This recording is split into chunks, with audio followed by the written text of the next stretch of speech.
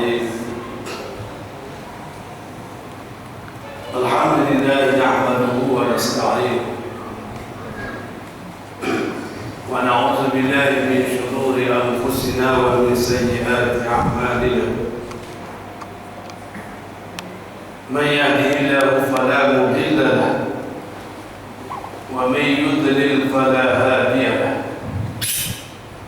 أشهد أن لا إله إلا الله وحده لا شريك له. أشهد أن سيدنا محمدا عبده ورسوله. اللهم صل على سيدنا محمد الفاتح لما أغلق والخاتم لما سبق ناصر الحق بالحق والهدي إلى صراطك المستقيم وعلى آله حق قدره ومقداره العظيم. صلاة تفتح لنا بها أبواب الرضا والتيسير وتغلق بها عنا أبواب الشر والتعصير وتكون لنا بها وليا ونصيرا. أنت ولينا ونعم المولى ونعم النصير. سبحانك لا علم لنا إلا ما علمتنا إنك أنت العليم الحكيم. ولا حول ولا قوة إلا بالله العلي العظيم. السلام عليكم ورحمة الله تعالى وبركاته. أعوذ بالله من الشيطان الرجيم. بسم الله الرحمن الرحيم. إن الذين آمنوا والذين هاجروا وجاهدوا في سبيل الله أولئك يرجون رحمة الله والله غفور رحيم. Terima kasih saya ucapkan kepada Tuan Pengerusi Majlis yang dihormati lagi dikasihi, segala ahli jawatan kuasa Surau Al-Hidayah daripada peringkat atasan sampai kepada peringkat bawahan yang bertubuh-lumus berusaha untuk mengadakan majlis menyambut kedatangan Mahal Hijrah 1435 Hijriah, dan juga kepada sidang hadirin muslimin muslimat daripada peringkat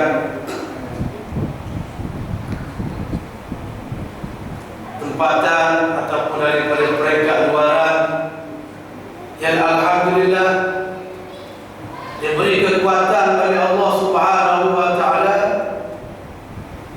untuk hadir bersama-sama menjayakan majlis yang insya-Allah kita memohon kepada Allah Subhanahu wa taala menjadi salah satu daripada taman-taman surga yang Allah Ta'ala zahirkan di atas muka bumi ini insya-Allah. Sebagaimana suatu hadis yang disabdakan oleh Rasulullah sallallahu alaihi wasallam, "Idza marartum bi riyadil jannah farta'u fiha." Wa qila wa ma hiya ya Rasulullah? Wa qala ila dzikr wa qala ba'duhu yani majlis al-ilm wa dzikr atau kama qala Rasulullah sallallahu alaihi wasallam. Dan bermaksud apabila lalulah engkau di tepi-tepi kebun surga, iza maratum bi riyadil jannah, apabila lalu engkau di tepi-tepi kebun surga. Kita melihat bagaimana betapa indahnya percakapan Rasulullah sallallahu alaihi wasallam.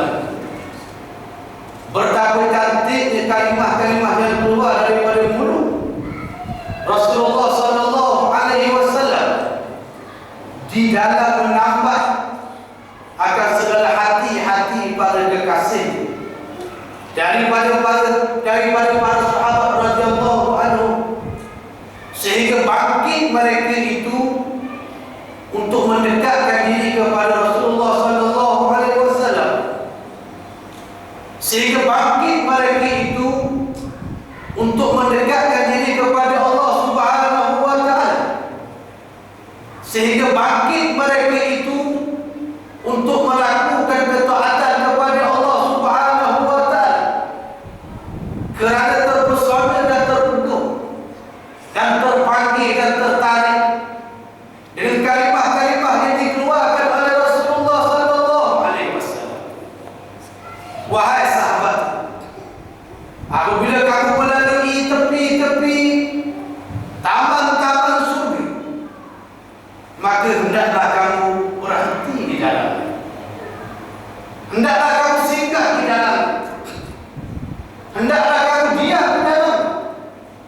Lalu para sahabat radhiyallahu anhu bertanya kepada Rasulullah, "Ya Rasulullah, apakah itu taman-taman surga?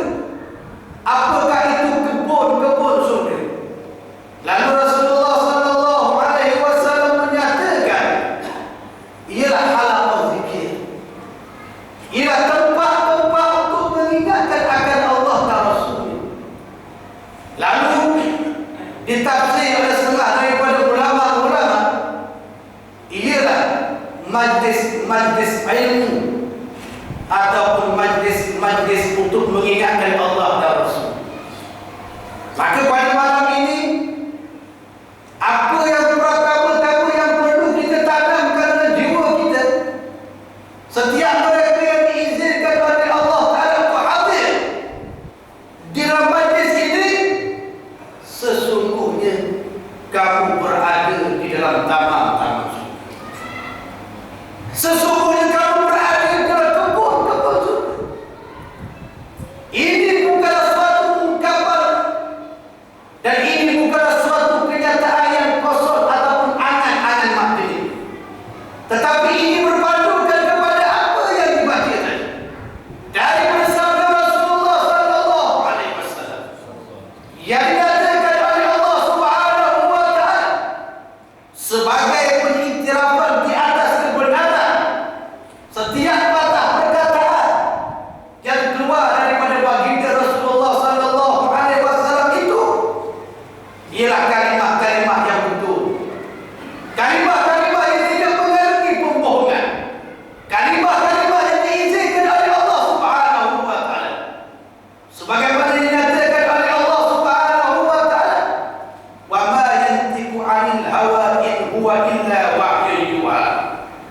Tidaklah berkata yang bertutur ia dari Muhammad daripada hawa nafsunya, daripada kemahuan dirinya, daripada kehendak perkataannya, malaikat apa yang diwahyukan oleh Allah Subhanahu wa taala, yang merupakan daripada kalimah-kalimah ayat-ayat suci Al-Quran Al-Karim ataupun daripada patah-patah al-hadis an-nabawiyah yang keluar daripada mulut Rasulullah sallallahu alaihi wasallam.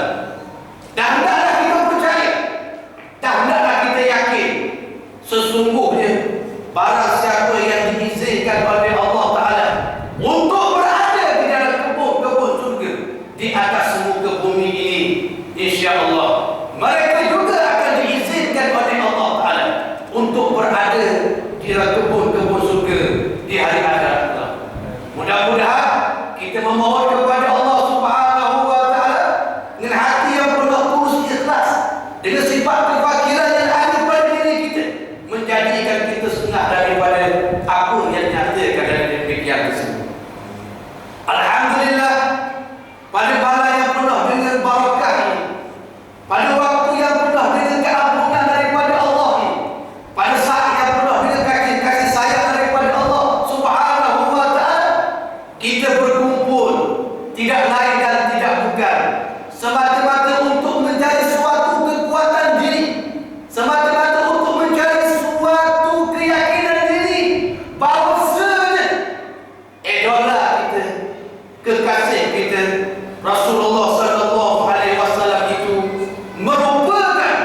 suatu utusan yang betul-betul diperintahkan dan dipilih oleh Allah Subhanahu wa taala untuk memimpin setiap umat yang berada di balakan baginda Rasulullah sallallahu alaihi wasallam sehingga hari kiamat. Perhimpunan kita pada malam ini, jikalau dikatakan oleh setengah mereka-mereka yang hanya berbicara agama melalui akal fikiran, mereka-mereka yang hanya berbicara agama mengikut kepandaian akal fikiran tanpa berpadukan kepada Al-Quran Karim, tanpa berpadukan kepada hadis yang diriwayatkan daripada Rasulullah, tanpa berpadu kepada ijma' ulama, dan tanpa berpadu kepada perjalanan salafus saleh daripada jalan sahabat-sahabat, tabi'in dan atba'ut tabi'in, sehingga keluar daripada mulut setengah mereka yang mengaku sebagai pendokter, pejuang agama Allah Subhanahu wa taala, mengadakan majlis doa akhir tahun ataupun mengadakan majlis doa awal tahun ataupun mengadakan majlis untuk mengingati Maidah itu suatu bid'ah yang mungkar, suatu bid'ah, suatu perkara yang direka-rekakan, suatu perkara yang diada-adakan, suatu perkara yang tak diperintah oleh Allah dan Rasul, suatu perkara yang tidak diizinkan oleh syarak. Maka betapa beraninya mereka mengeluarkan kenyataan-kenyataan tanpa mereka melihat intipati dan maksud dan tujuan diadakan majlis-majlis seumpama ini.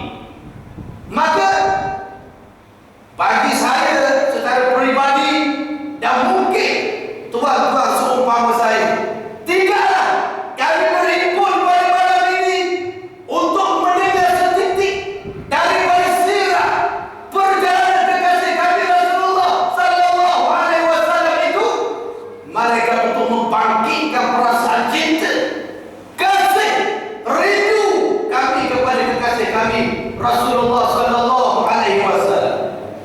Tidakkah Rasulullah itu pilih bagi kita sebagai umatnya? Tidakkah Rasulullah itu sebagai kekasih kita? Tidakkah Rasulullah itu sebagai ikon kita? Tidakkah Rasulullah itu sebagai panutan kita? Tidakkah Rasulullah itu sebagai pedoman kita?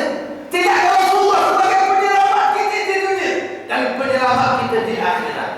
Jikalau tidak dari engkau ya Muhammad, tidak aku jadikan akan makhluk, tidak aku jadikan akan langit, tidak aku bentangkan akan bumi, tidak aku hiaskan akan surga, dan tidak aku indahkan akan kekerawanan.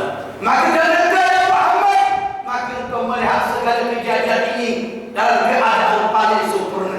Allah Subhanahu wa taala menzahirkan segala kejadian ini tidak lain dan tidak bukan untuk kekasihnya yang paling agung, Rasulullah sallallahu alaihi wasallam. Maka Rasulullah sallallahu alaihi wasallam itu semenjak daripada awal kejadian melalui perjalanan yang berliku-liku daripada alam keanakannya menuju kepada alam remajanya, menuju kepada alam dewasanya, kemudian masuk kepada alam rumah tangganya, kemudian daripada alam rumah tangganya dilantik menjadi sebagai seorang nabi, kemudian dia berhijrah daripada Mekah menuju kepada Madinah Munawwarah, kemudian meninggalkan akan dunia dalam keadaan penuh dengan pengajaran, dalam keadaan penuh dengan pedoman, dalam keadaan penuh dengan keindahan yang kita sebagai umat boleh mengutip satu persatu daripada akhlak, daripada adab, daripada siasat, daripada keindahan Rasulullah sallallahu alaihi wasallam. Maka setengah daripada keindahan Rasulullah sallallahu alaihi wasallam yang boleh kita ambil sebagai pedoman kita, iaitulah berlakunya peristiwa hijrah Rasulullah sallallahu alaihi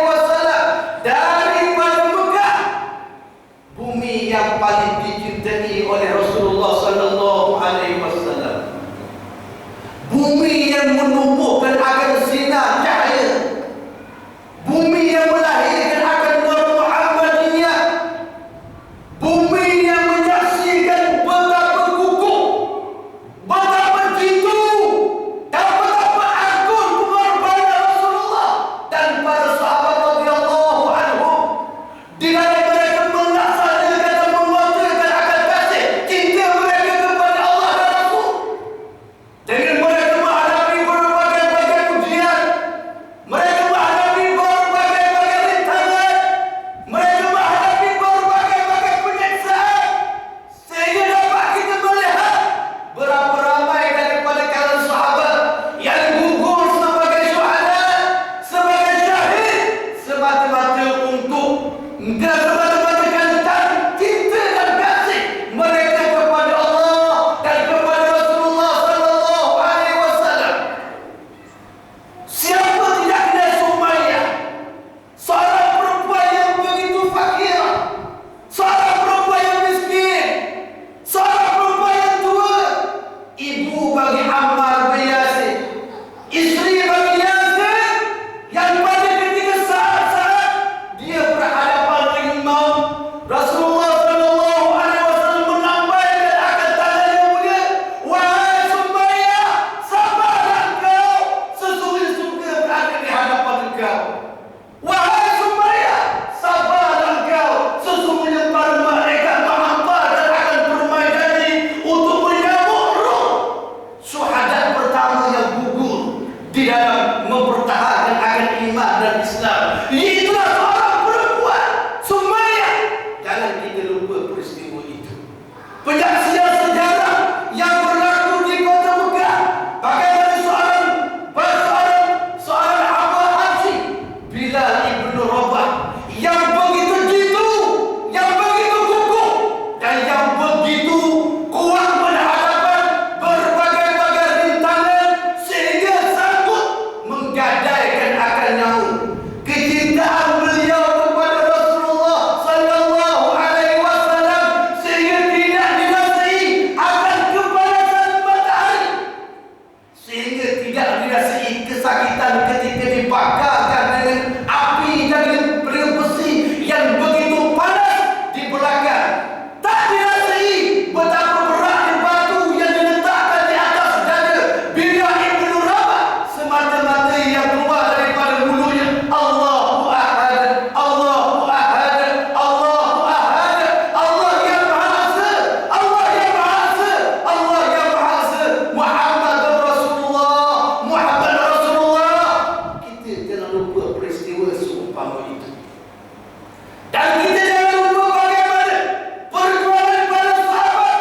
Mereka di pulau, mereka dicaci maki, mereka dihina, mereka dinafikan aman-aman, mereka dihalang daripada kampung halaman, mereka dijadikan sebagai tempat-tempat fitnah, tempat-tempat penyiksaan, semata-mata kerana mereka mengatakan la ilaha illallah Muhammad Rasulullah.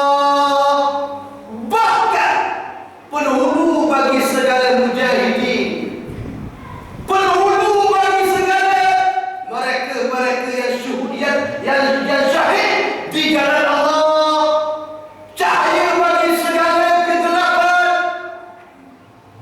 bintang bagi segala petunjuk, yang dengan dialah Allah Ta'ala memberi cahaya pada sekalian alam. Itulah penghulu kita Nabi Muhammad sallallahu alaihi wasallam. Tidakkah begini dihalau daripada kampung halaman? Tidakkah begini di pulau? Tidakkah baginda dihina? Tidakkah baginda dituduh dengan berbagai-bagai tuduhan? Dikatakan sebagai pemecah belah, dikatakan sebagai orang yang gila, dikatakan sebagai orang yang ingin merebut kekuasaan, dikatakan orang yang melakukan akan pemberontakan dan sebagainya. Tidakkah itu berlaku dalam sejarah? Tidakkah kita pernah membaca bagaimana Rasulullah sallallahu alaihi wasallam saat sujud kepada Allah Subhanahu wa taala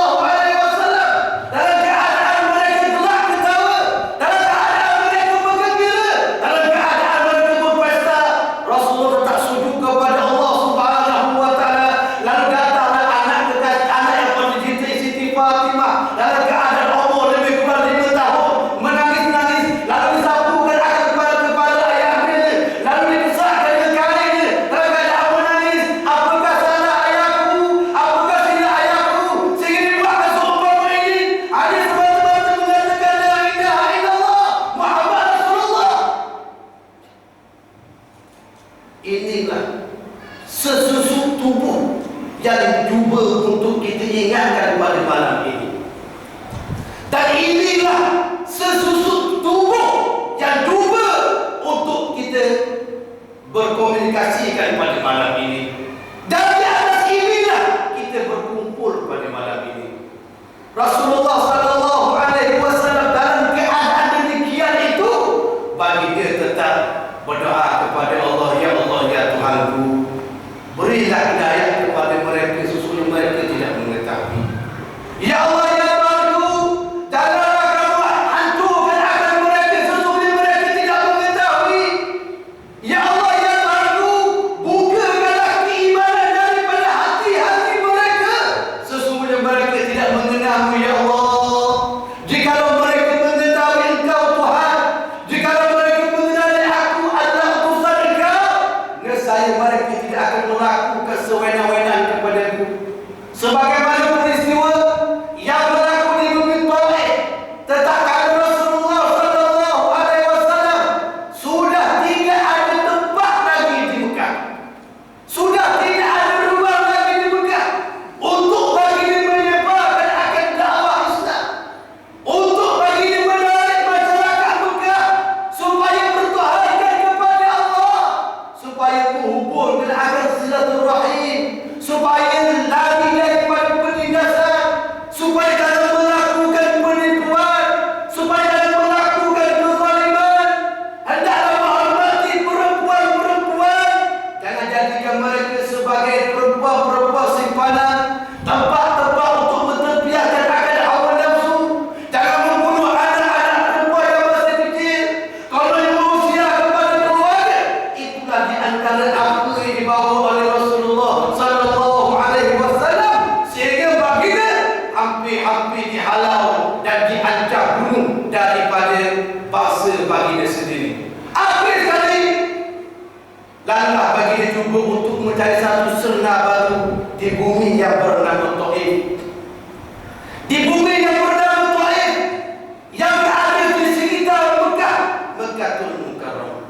Maka berjalanlah baginda dengan Zaid bin Haris, salah seorang daripada teman baginda yang begitu setia, yang sentiasa berada dengan baginda Rasulullah sallallahu alaihi wasallam, berjalan dalam keadaan kepanasan matahari yang boleh membakar, dalam keadaan sejuk malam yang boleh menggugatkan akan nyawa, berhari-hari musafir dalam keadaan berkaki ayam menuju kepada bumi Taif dengan harapannya supaya di sana ada suatu cahaya yang menolong Islam, supaya ada di sana suatu detik yang menggembirakan akan Allah dan Rasul, supaya di sana ada pertolongan-pertolongan yang boleh menyelamatkan akan penindasan ke atas umat-umat Islam. Tetapi sampai baginda ke negeri Taif, lalulah bertemu dengan pemimpin-pemimpin Taif. Tatkala bertemu dengan pemimpin Taif yang pertama, tatkala mereka mengetahui bahawa Rasulullah sallallahu alaihi wasallam ini telah dimusuhi oleh kaumnya sendiri, lalu mereka berkata kepada Rasulullah, wahai Muhammad, sesungguhnya jikalau engkau itu betul, nescaya mereka tidak akan memusuhi engkau. Dan jikalau engkau itu betul, nescaya engkau akan bersama dengan mereka. Maka ini isyarat engkau tidak betul, kerana itulah mereka memusuhi engkau. Maka aku juga seumpama mereka. Aku mengatakan tidak betul, maka tidak ada tempat bagi. Maka begitulah bertemu dengan pemimpin yang kedua, Rasulullah dihalau. Bertemu dengan pemimpin yang ketiga, juga Rasulullah dihalau. Sedangkan apa yang ini dibawa Rasulullah ialah, hendaklah kamu menyembah Tuhan yang Maha Esa, hendaklah kamu melakukan kebaikan sesama makhluk, janganlah kamu melakukan akan penipuan, janganlah kamu melakukan akan kezaliman, janganlah kamu minum akan arak-arak yang memabukkan, jangan kamu menjadikan perempuan sebagai tempat untuk menterbiaskan akan hawa nafsu. Hendaklah kamu menjadikan akan pemimpin-pemimpin yang menjadi payung bagi rakyat jelata. Itu yang dikehendaki oleh Rasulullah. Dia bukan ingin menjadi seorang pemimpin, dia bukan mencari jawatan, dia bukan mencari nama, dia bukan mencari publicity, dia bukan mencari tempat-tempat yang tinggi di sisi masyarakat. Tidak. kaum muslimin. Lalu diperintah kepada segala pemuda-pemuda, kepada anak-anak jalanan supaya menghalau Rasulullah sallallahu alaihi wasallam daripada bumi Taif. Yang akhir Rasul terpaksa lari daripada bumi Taif dalam keadaan baginda hampir bermandikan darah, dilempar dengan najis, dilempar dengan batu, dilempar dengan kayu, dilempar dengan berbagai-bagai perkara yang menyakitkan, dalam keadaan dihina, dalam keadaan dikeji, dalam keadaan dikatakan berbagai-bagai perkataan. Maka Rasulullah berlari meninggalkan akan kebungan yang dibawa oleh laki-laki dan kanak-kanak jalanan di negeri Taif, sehingga berdarah kaki Nabi sallallahu alaihi wasallam dan berdarah kepala Rasulullah sallallahu alaihi wasallam, yang darah itu mengalir, yang menyebabkan malaikat yang berada di langit itu gemetar kerana melihat keadaan umat yang melakukan begitu kepada kekasih Allah Subhanahu wa taala. Itulah Muhammad sallallahu alaihi wasallam. Dan guru Jibril alaihi salam kepada Rasulullah sallallahu alaihi wasallam, wahai kekasih Allah, apakah yang kau kehendaki? Izinkan kami sebagai menghancurkan akan penduduk Taif yang tidak menggunakan kedudukan engkau isi Allah Subhanahu wa taala. Izinkan kami hempaskan gunung-gunung yang berada di keliling Taif supaya menghempas di atas kepala mereka sehingga hancur mereka. Maka apakah yang keluar daripada mulut Nabi sallallahu alaihi wasallam? Wahai Jibril, janganlah kau lakukan demikian kepada umat. Janganlah kau lakukan demikian rupa kepada mereka. Sesungguhnya mereka kaum yang tidak mengetahui. Aku memohon kepada Allah supaya Allah Ta'ala melahirkan daripada mereka akan zuriat yang akan menyembah Allah Ta'ala di atas muka bumi ini. Jangan jadikan mereka itu sebagai tempat-tempat terjangan laknat-laknat daripada Allah Subhanahu wa taala. Sesungguhnya mereka itu adalah daripada umat. Betapa indah, betapa cantik dan betapa sayang Nabi sallallahu alaihi wasallam dalam keadaan baginda dihina sebegitu rupa. Apa yang keluar daripada baginda ialah kemanisan cinta kepada umat. Apa yang keluar daripada baginda doa keampunan. Apa yang keluar daripada baginda pertolongan, permohonan daripada Allah supaya Allah Ta'ala menolong akan mereka-mereka yang akan lahir daripada bumi Taif, sehingga bumi Taif pada hari ini setengah daripada bumi yang lahir daripada umat Islam yang ramai.